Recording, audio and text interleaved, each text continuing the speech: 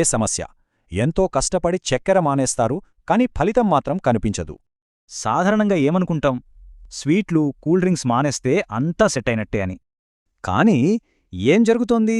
బరువు అక్కడే ఉంటుంది, షుగర్ లెవెల్స్ తగ్గవు, తినాలనే కోరికలు పోవు. అంటే మనం ఏదో ముఖ్యమైన విషయాన్ని మిస్ అవుతున్నాం. అదేంటో చూద్దాం. ఉదాహరణకు ఈ ఆహారాలు తీసుకోండి. వీటిలో మనకు కనిపించే చక్కెర అస్సలు లేదు. ఇక్కడే మనకు గ్లైసెమిక్ ఇండెక్స్ అంటే జీఐ గురించి తెలియాలి. ఎక్కువ జీఐ ఉన్న ఆహారాలు శరీరంలోకి వెళ్ళాక అచ్చం చక్కెరలాగే పనిచేస్తాయి. అదొక రకమైన దొంగ చక్కెర అన్నమాట. తేడా చాలా సింపుల్.